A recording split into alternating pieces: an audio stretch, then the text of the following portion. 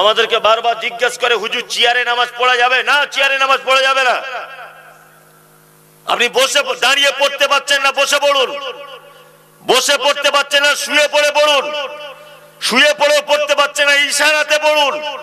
তবু আপনার অপশন নেই, আপনি চেয়ারে নামাজ পড়বেন। কারণ হচ্ছে এই চেয়ারে নামাজ পড়লে প্রথম ক্ষতি কাতার ভেঙে যায়, কাতার ঠিক হয় না।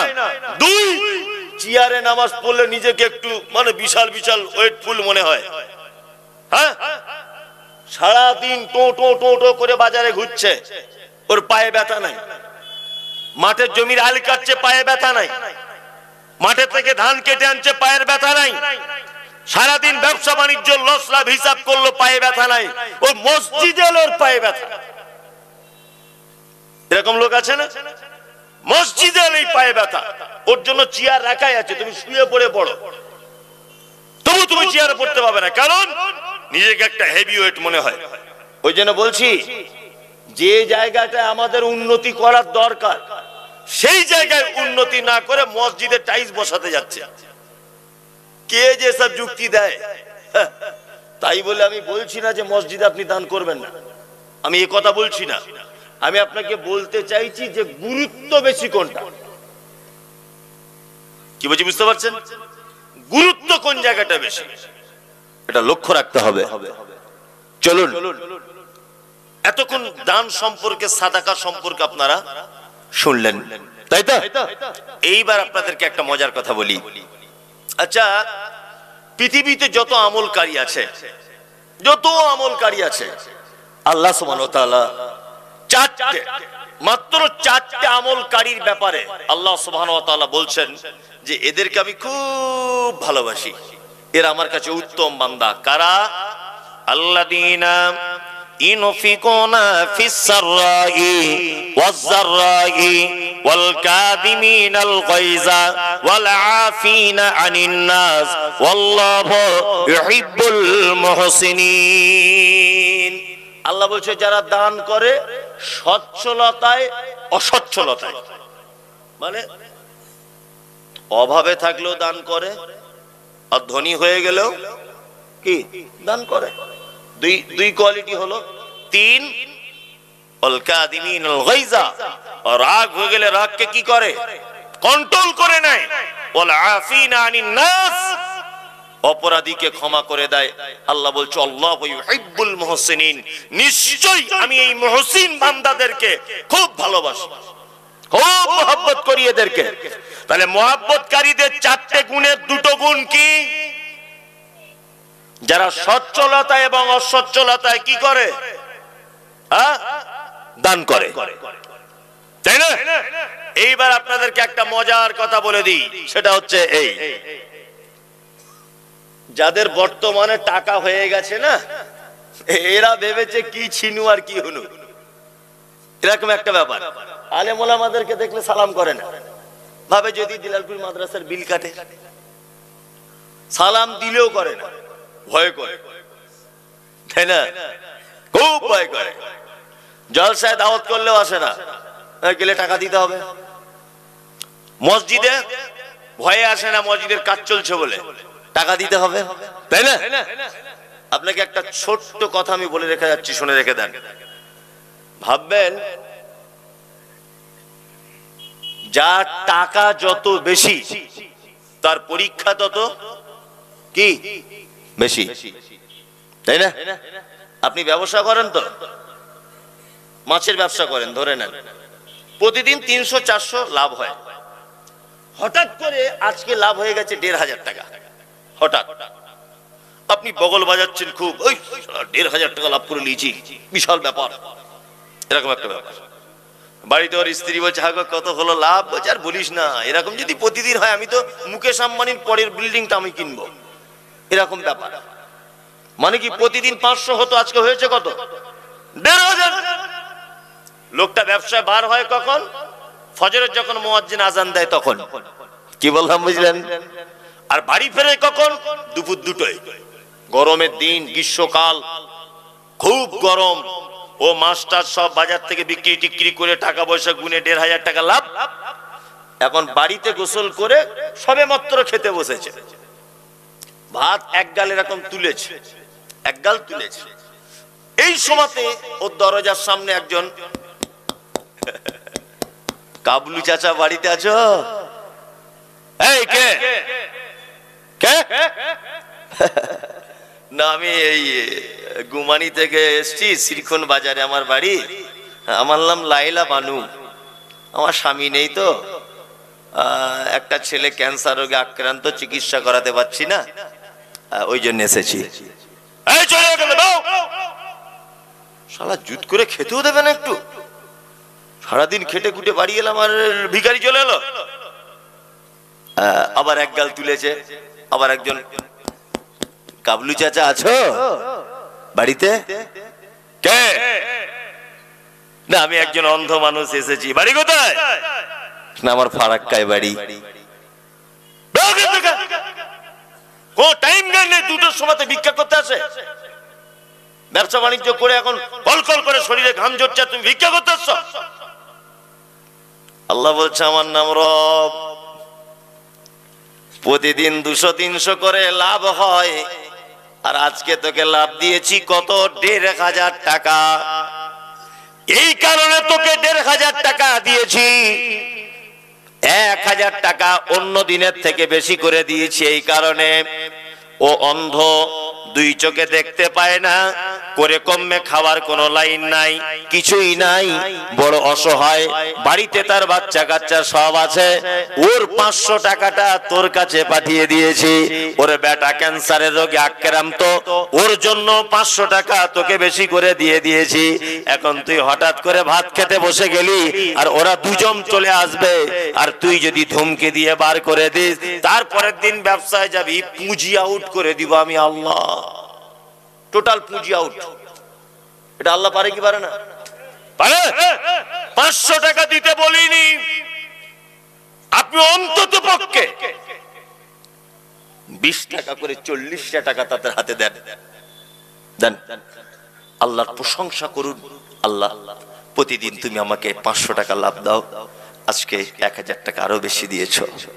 ওই জন্য দিলালপুর মাদ্রাসায় 50 টাকা দিলাম, তবলিগি জলসার প্যান্ডেল ট্যান্ডেল খরচা হয়েছে, কমিটিকে 50 টাকা দিলাম, একটা বিধবা মেয়ে এসেছিল তাকে 20 টাকা দিলাম, একটা অন্ধ এসেছিল তাকে 20 টাকা দিলাম।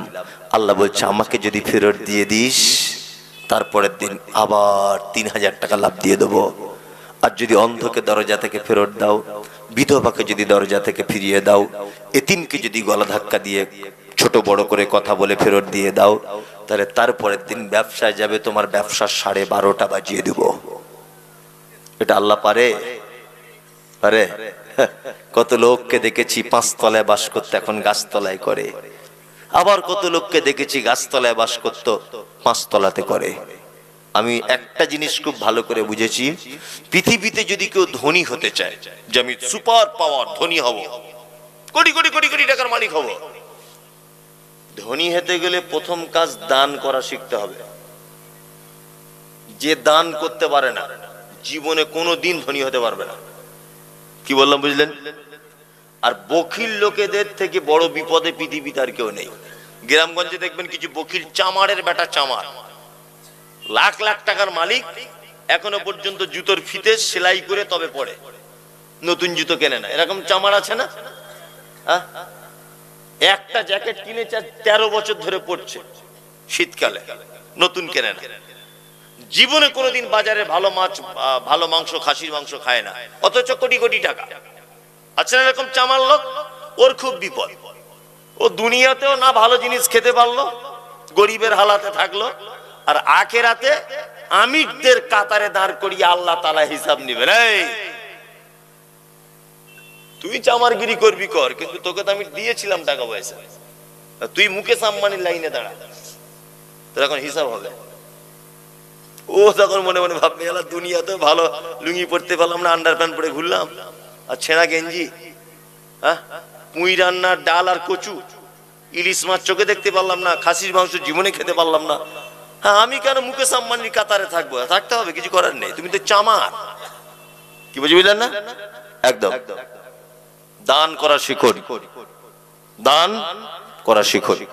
যারা দানের ব্যাপারে প্রশস্ত করে দেয় নিজের হাতকে, আল্লাহ সুবহানাহু ওয়া তাআলা তাদের মালে বারাকা দান করেন। ইনশাআল্লাহ আমরা দানের ব্যাপারে সচেতন হব ইনশাআল্লাহ, ইনশাআল্লাহ। তার নফল দান সম্পর্কে আমি মোটামুটি বলে দিলাম প্রায় 1 ঘন্টার কাছাকাছি। এইবার আপনাদেরকে আমি একটা দ্বিতীয় যেটা বলবো সেটা হচ্ছে সিয়াম। এবার আমার দিকে ফিরুন। আচ্ছা, বর্তমান বাজারে অনেক বক্তা আছে দেখবেন, এখনকার বক্তা তো বেশিরভাগ নকলকারী বক্তা। বক্তার নাম লিখছে অমুক সাহেব, নকল নূর মোহাম্মদ। বক্তা অমুক সাহেব, নকল বদরুদ্দোজা নাদবি। বক্তা অমুক সাহেব, নকল দেলোয়ার হোসেন সাইদি। মনে মনে ভাবি শালা বক্তাই যদি নকল হয় ও আসল কথা বলবে কি করে, তো নিজেই নকল। আচ্ছা না, কত যে নূর মোহাম্মদ তা আল্লাহ ছাড়া কেউ জানে না, কত যে বদরুদ্দোজা নদবী তা আল্লাহ ছাড়া কেউ জানে না, কত যে দেলোয়ার হোসেন সাইদি আর কত যে আব্দুর রাজ্জাক বিন ইউসুফ বার হয়েছে। আল্লাহু আকবার, কি বললাম বুঝলেন না? তো মনে মনে ভাবছি ও নিজেই যদি নকল হয় তাহলে আর ও কি আসল কথা বলবে। এবার আপনাদেরকে একটা কথা বলি। আচ্ছা, এটা কি মাস আরবি?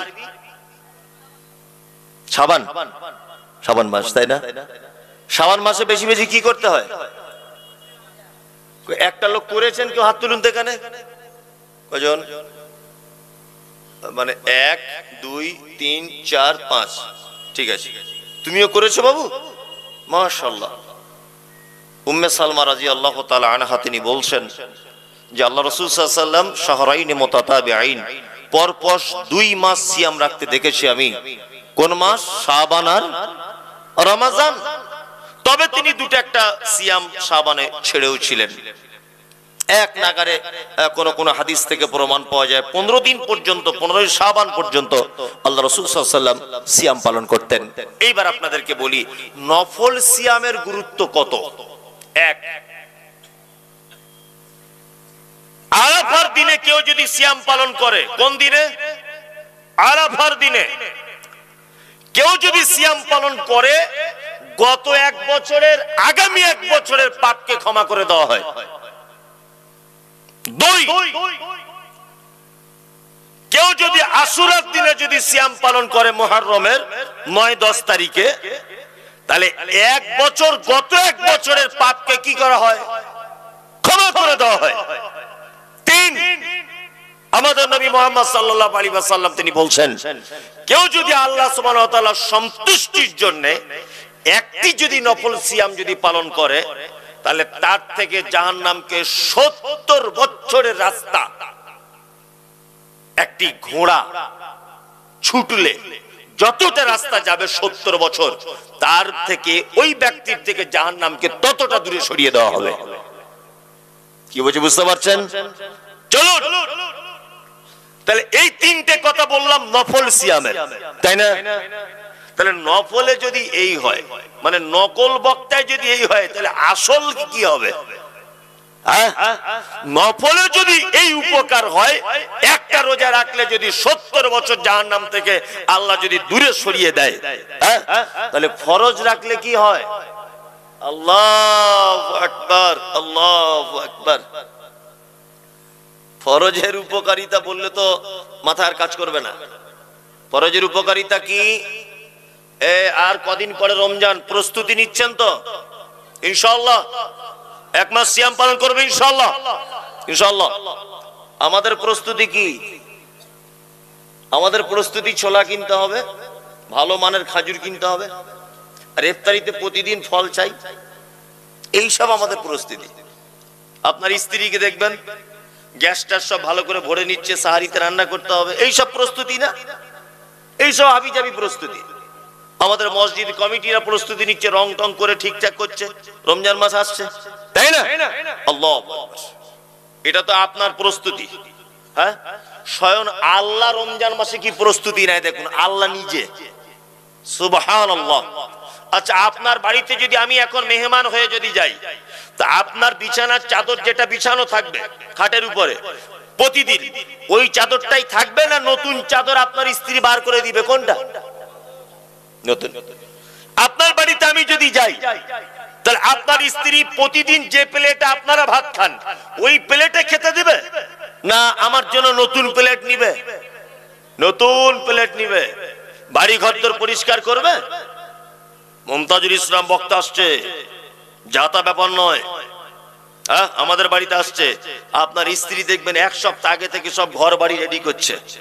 যদি আমি আসবো বলি বা অন্য একটা কেউ আসবে বলে, আমি নিজেকে কিছু ভেবে বলছি না, করে কি করে না করে।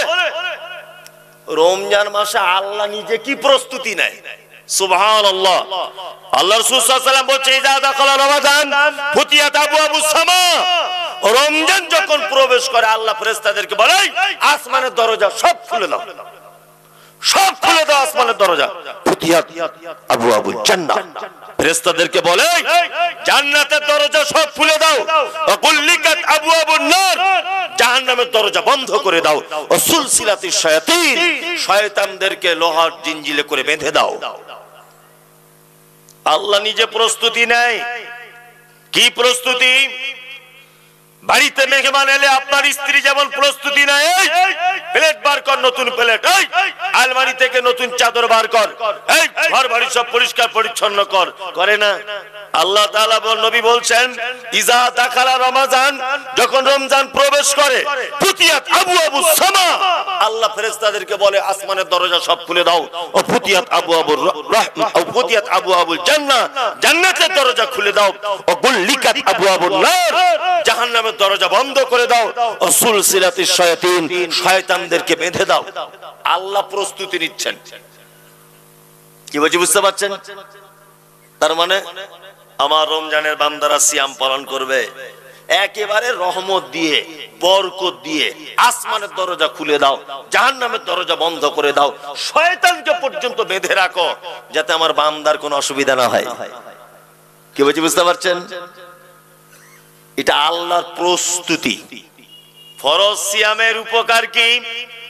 আল্লাহ নবী সাল্লাল্লাহু আলাইহি ওয়াসাল্লাম তিনি বলছেন, মান সামা রমাজানা ঈমানান ওয়া ইহতিসাবান গুফিরা লাহু মা তাকাদ্দামা মিন যামবি। কোন মানুষ যদি ঈমানের অবস্থায় আর নেকির আশাতে রমজানের যদি সিয়াম যদি পালন করে, গুফিরা লাহু মা তাকাদ্দামা মিন যামবি, তার বিগত দিনের সমস্ত পাপ আল্লাহ ক্ষমা করে দিবে। সমস্ত পাপ কি করবে? ক্ষমা করে দিবে।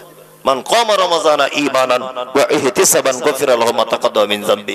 কেউ যদি রমজানে যদি তারাবির সালাত অর্থাৎ কিয়ামুল লাইল যদি করে, তাহলে তার জীবনের বিগত দিনের সমস্ত পাপকে ক্ষমা করে দেওয়া হবে।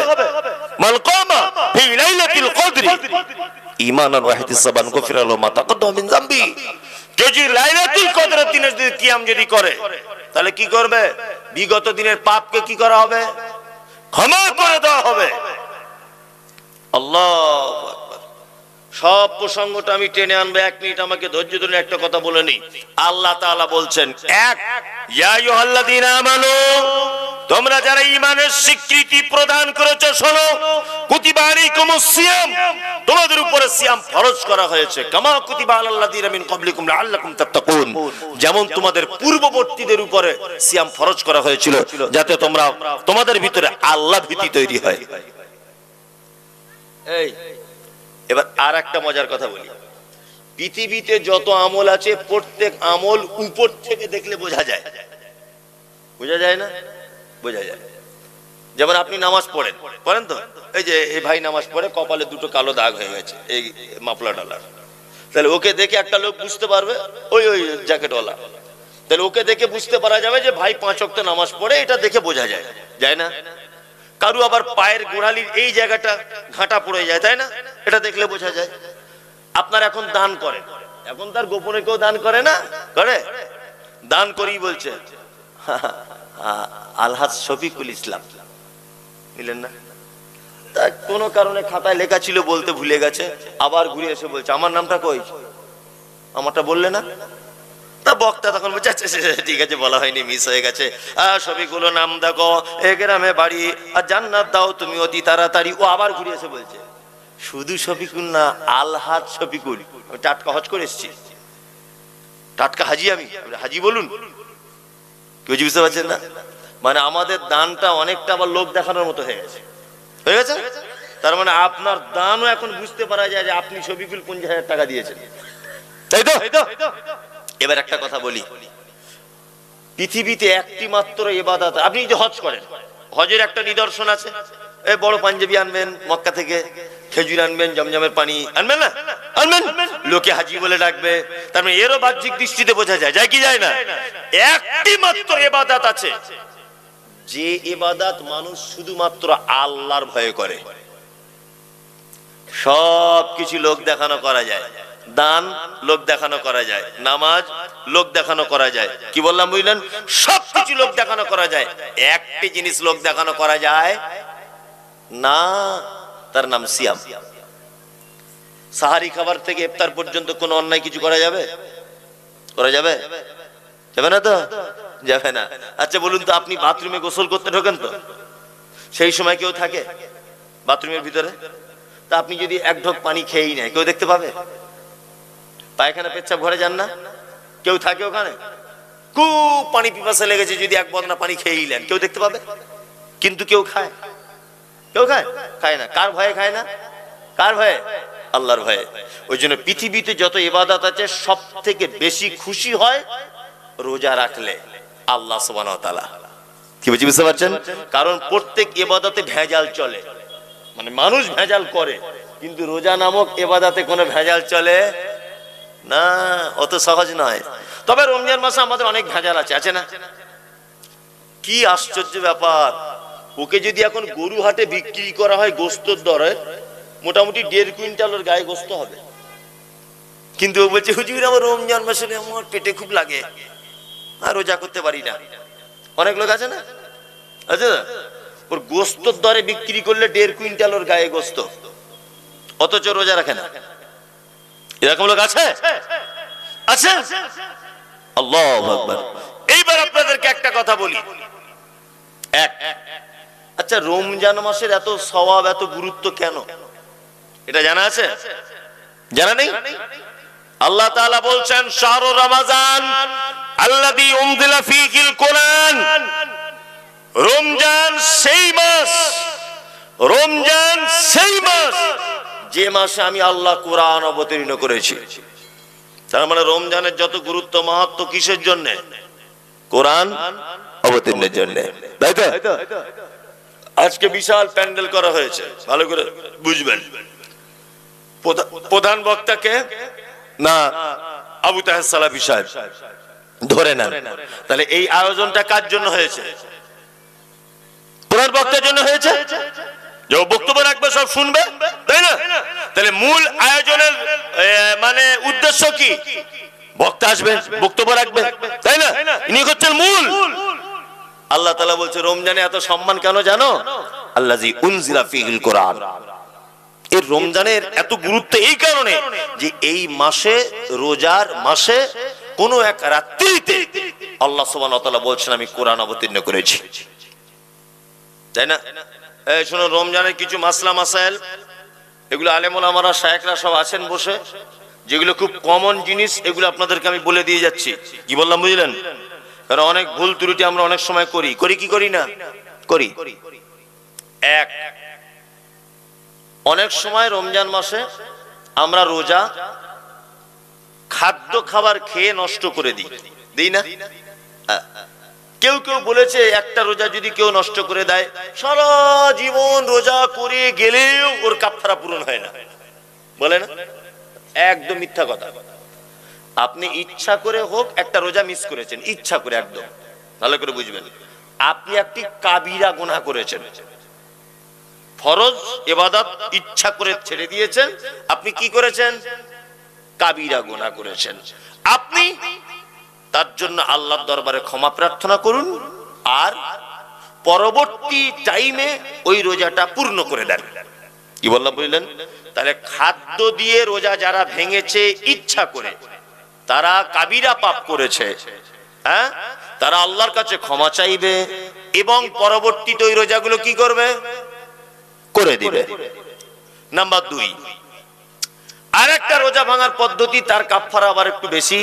সেটা কি?